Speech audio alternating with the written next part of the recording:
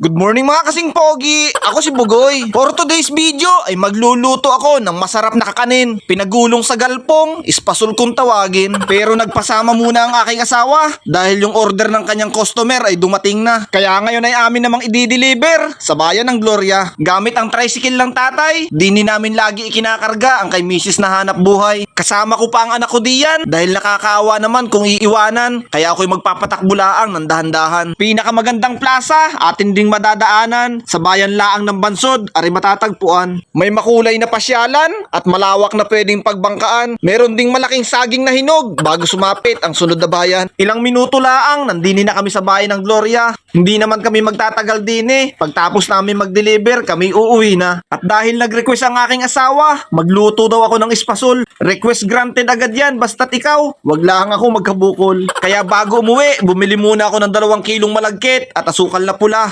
Para pagdating sa bahay, digay pandali na. Kaya dini sa aming kalan ay nagsimula na ako magpabaga. Sayang ang oras sa paghihintay, kaya aripapaypayan ko na. Gamit ang taklob ng kaserola, napaganda ko ang bahaga. Kaya isasalang ko na ang kawali para yung malagkit ay maisangag na. Maraming nagtatanong, bakit daw marami akong alam na lutuin pagdating sa mga kakanin at mga lutong bahay. Ari naman huy mga natutunan ko laang sa aking inay dahil mula pagkabata ko na garni na ang kanyang hanap buhay. Pagkaganyan na ang itsura, yung merong namumula-mula, yan ay pwedeng ahunin na. Ilalagay naman natin sa isang malinis na kaserola at dadalhin sa palengke para dun ay maipagiling na. Para maging isang ganap na galpong, kinakailangan natin ang tulong ng mga makina ni Kaperyong. Mga 3 kasong para smooth pag nginunguya. Mas pasasarapin ko ang ating espasol, kaya bibili ako ng 4 na gata. Fast forward malala, nandini na ako sa bahay. Dini ko naman arilulutuin sa aking mini tulyase, kaya 2 ang tangkay. Inilahat ko ang 4 na gata at nilagyan ko ng kaunting tubig. Nilagyan ko rin ng kaunting asin. Depende lang yan sa inyo kung kayo napapaibig. Hihintayin lang ang magkuluan na maganda para yung asukal naman ay mailagay na. Brown sugar kung tawagin. Sa Tagalog daw ay asukal na pula.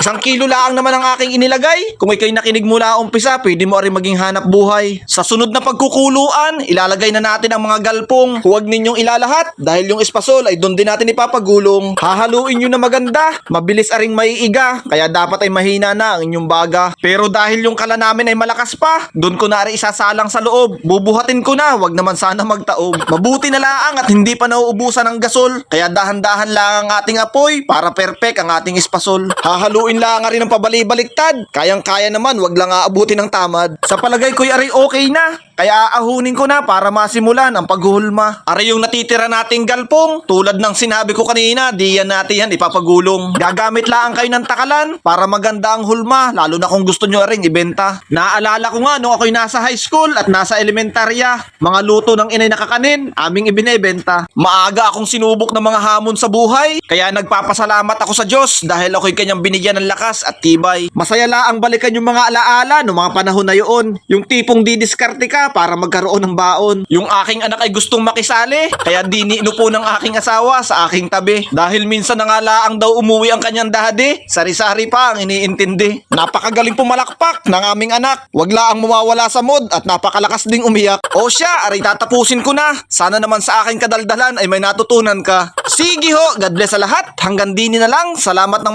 maraming sa inyong panunood. Paalam!